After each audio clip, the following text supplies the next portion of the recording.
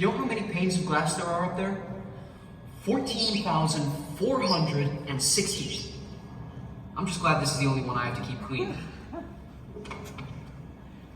They let a lot of light into this place, which was great for the electricity bill, but they also let a lot of light out.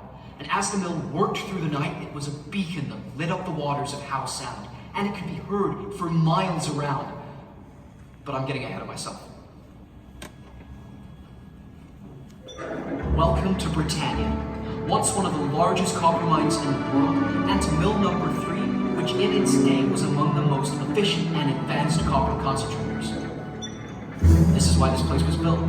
All 20 stories of it, to liberate the minerals locked inside massive chunks of ore, just like that. Count 1 second.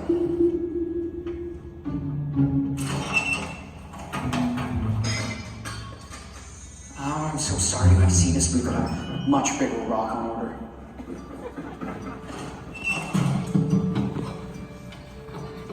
This is ore. It's rock made up mostly of minerals we don't want, but one in particular we do, chalcopyrite, because it contains copper. And if they found a few other valuable minerals in there, well, nobody was complaining. But it was copper that the miners were after, because it was here in such abundance.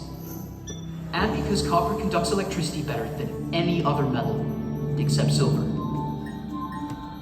If electricity is the modern world's lifeblood, then copper serves as its veins and arteries. Without it...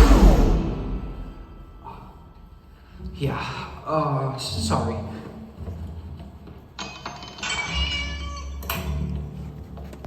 Well, I guess you get the point. In its day, this mill ranked among the best at coaxing those copper minerals out of the rock.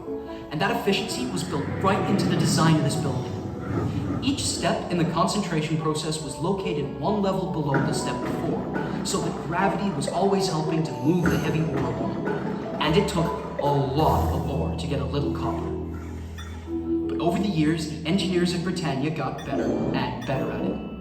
By the time the mill closed, they were extracting 97% of all the copper in the ore. In all, Brittania produced 1.3 billion pounds of refined copper. That's the same weight as 43,000 school buses. That's empty school buses. So, how did they do it? How did they actually get the copper from the rock? I thought you'd never ask. Let me show you.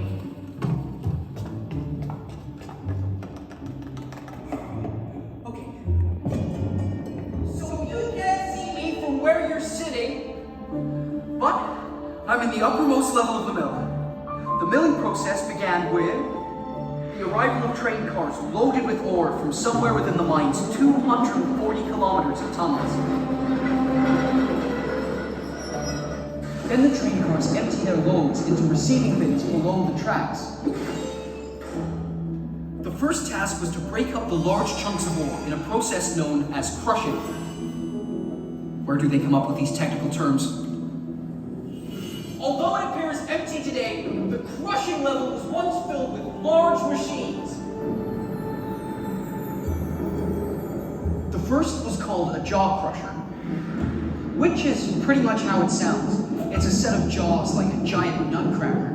It breaks the larger bits of rock down into smaller pieces, about the size of a softball. All the ore was then sent to a second machine called a cone crusher. Like a giant pepper mill, it crunches up the softballs into even smaller pieces, about grape size. And from here, conveyor belts carried the crushed ore to the grinding mills. This is where the rock went into large rotating drums, filled with either steel rods or balls like this one. It's always heavier than I remember. The balls tumbled around inside the drums and smashed the rock into even smaller pieces. From there, we go to secondary grinding. Now mixed with water, the ore was washed into more ball mills. And as you can see, there were a lot of them. On several levels! Ore was then eventually ground down to the consistency of fine sand and water. But now all the different mineral grains in that muddy slurry had to be sorted out. And this is where it gets really interesting. They actually found a way to get rock to float. Well, some of it anyway. In flotation, the ground up rock and water mixture was poured into troughs. Certain aromatic oils were added. Here at Brittania, they like to use pine oil.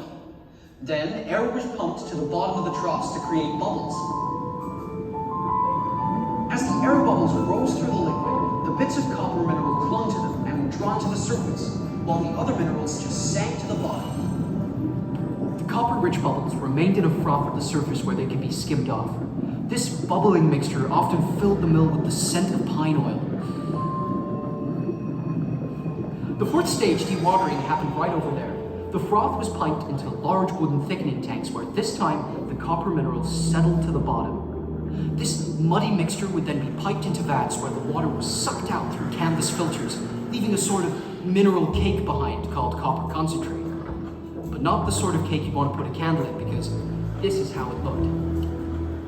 This is what was sent to the smelters to be refined into pure copper metal. So that's the process. That's how mill number 3 turned rock into copper concentrate. And that's still pretty much how we process minerals today to get the metals that we use in our everyday lives. But you know, this mill was also the pulse of a community. For the townspeople of Brittania Beach, the mechanical thunder coming from this building day and night must have been strangely comforting. Because if they heard those booming sounds, they knew the economy was booming, the mine was producing, and there'd be a paycheck to support their families. Of course, here inside the mill, it was a very different story. It was sometimes so noisy that the workers could barely hear themselves think. I wish there was some way of showing you just how really loud it was in here. Wait, stay with me. I'm gonna try something here.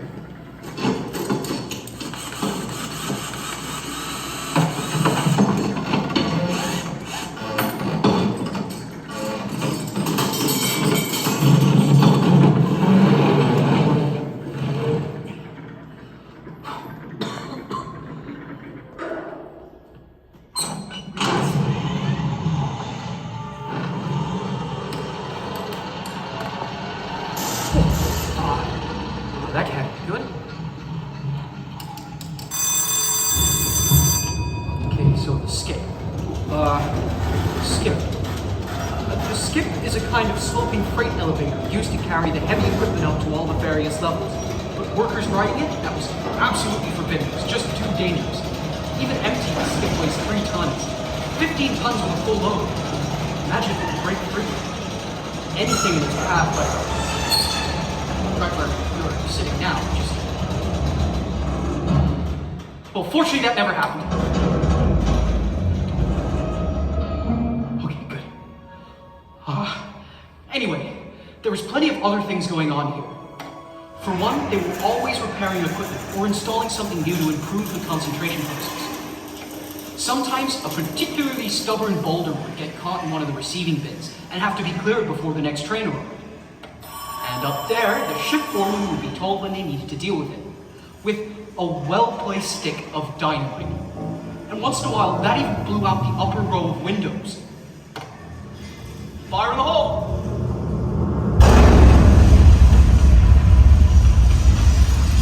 Okay, that's got it.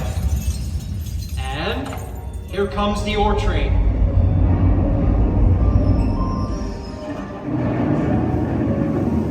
Let's start the conveyor belts.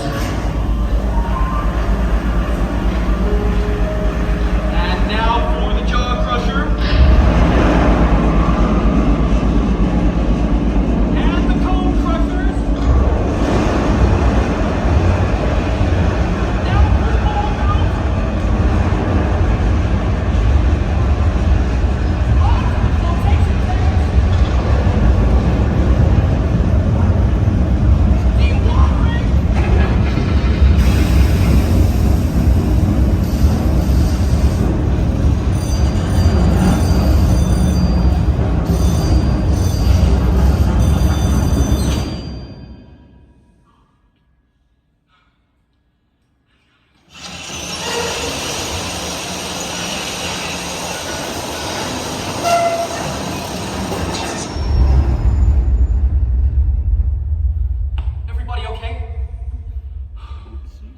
How about we just keep that last part between us? Okay? Okay.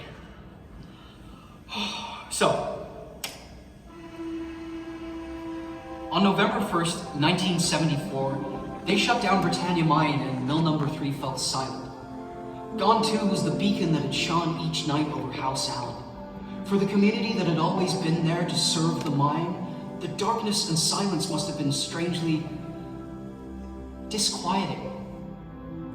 You know what? I'm gonna leave you with the words of a longtime Brittania resident who put it much better than I ever could. Can I tell you the first time it really struck me that this place was gone? They decided in '74 to shut it down because it was costing too much to get the ore out and it wasn't profitable. One day I went to Squamish grocery shopping, and when I came back to the mill, the concentrator was dark. And I sat up on the bluff and I couldn't come home because I was crying so hard. It was the saddest thing. I'd never seen a mill building without lights in it. And that's when I knew it was over after being here for so many years. So the people had to move on. But the building itself remains, a testament to all who lived and worked here. And today it's a National Historic Site. So I hope next time you're driving by, you might have a better understanding of what happened inside this amazing old building leaning against the mountainside. But not everything that happened, because some of that stays between us, right?